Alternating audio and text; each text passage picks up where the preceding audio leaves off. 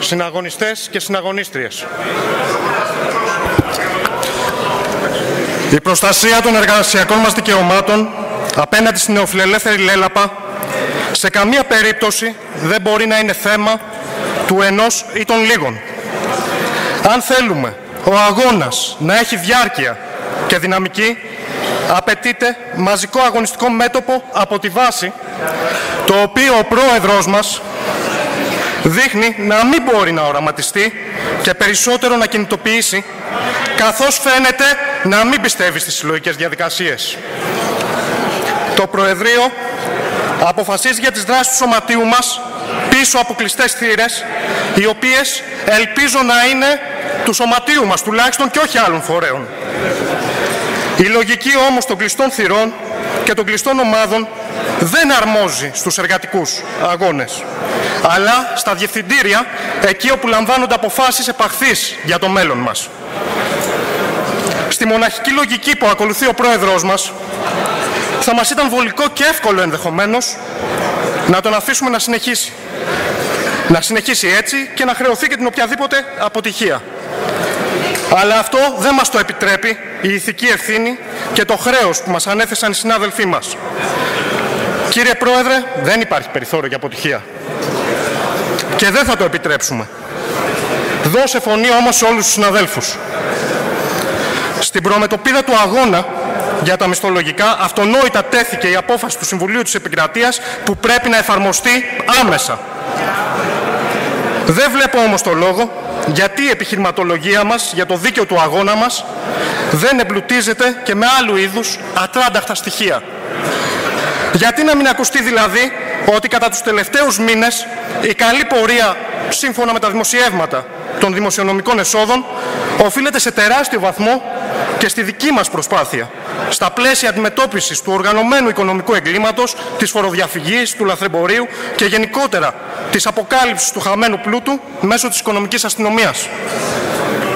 Μια προσπάθεια που μπορεί να ενταθεί γιατί διαθέτουμε την απαραίτητη τεχνογνωσία και αίσθηση ευθύνης. Και είναι ηθικά σωστό και δίκαιο αυτή η αποτελεσματική προσπάθεια να συνοδευτεί από κάποιες μορφής ανταποδοτικότητα. Δεν κατανοώ επίσης τι εμποδίζει εμάς τους συνδικαλιστές να διεκδικήσουμε τον εξορθολογισμό και τη δίκαιη κατανομή των ήδη διατηθέμενων πόρων στον οργανισμό μας. Και εξηγούμε. Εκατομμύρια ευρώ κοστίζει ετησίως η εντελώς αδικαιολόγητη από τις συνθήκες και περιστάσεις αύξηση των θέσεων των ανωτάτων αξιωματικών. Είναι το δίχως άλλο αναγκαία η αποκατάσταση αυτής της τρευλής εικόνας του να υπάρχουν στρατηγοί χωρίς στρατό, καθώς και η άμεση ανακατεύθυνση των πόρων σε πραγματικές ανάγκες. Και μιας και μιλάω για ανώτατους αξιωματικούς, θέλω να καταθέσω από αυτό το βήμα αυτό που πανθομολογούμε στις ιδιωτικές μας συζητήσεις, αλλά δεν ακούγεται το ίδιο έντονα τουλάχιστον στις δημόσιες. Ότι δηλαδή η ανέλυξή του στην ιεραρχία δεν ακολουθεί αντικειμενικούς κανόνες και κριτήρια, περιλαμβάνεται στο σχέδιο ψηφίσματος, καθώς τέτοια δεν προβλέπονται κατά την αξιολόγησή τους. Και φυσικά το καθεστώς αξιολόγησης δεν αφορά μόνο τους ίδιους, αλλά το σύνολο του προσωπικού, καθώς στις πλάτες μας πέφτει η ενδεχόμενη ανεπάρκειά τους.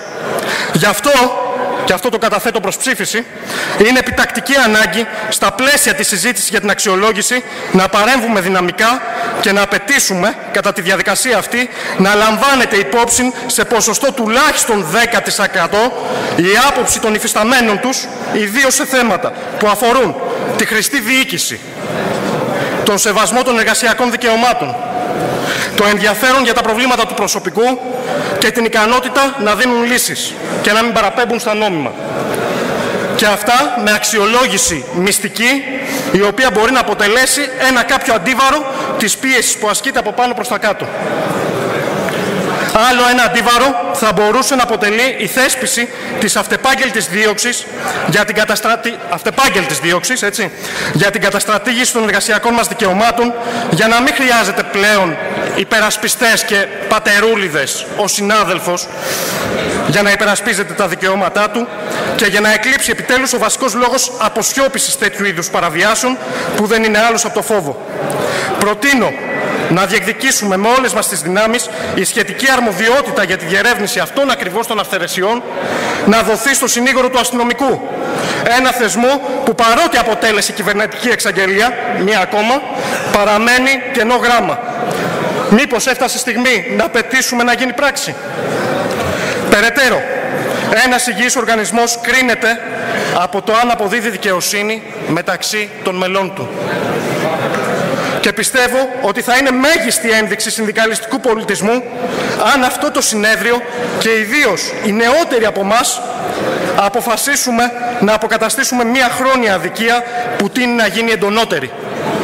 Να αποφασίσουμε δηλαδή ότι δεν είναι αποδεκτό συνάδελφοί μας που έχουν συμπληρώσει το 50ο, το 45ο, όσο είναι εφικτό, έτους της ηλικίας τους, να διατίθενται σε περιπολία, σκοπιά, μέτρα τάξης ή μεταγωγή, εφόσον βέβαια οι ίδιοι το επιθυμούν, δεν το επιθυμούν. Οι δικαιολογίες με τις οποίες αποκρούεται μια τέτοια πρόταση και αφορούν τη δίθεν έλλειψη εξειδικευμένων γνώσεων αυτής της κατηγορίας συναδέλφων μας είναι προσχηματικές. Όπως προανέφερα, οι στιγμές είναι κρίσιμες και είναι αυτές τις στιγμές αδύρυτη ανάγκη να ενδυναμώσουμε το συνδικαλιστικό μας κίνημα ομογενοποιώντας το.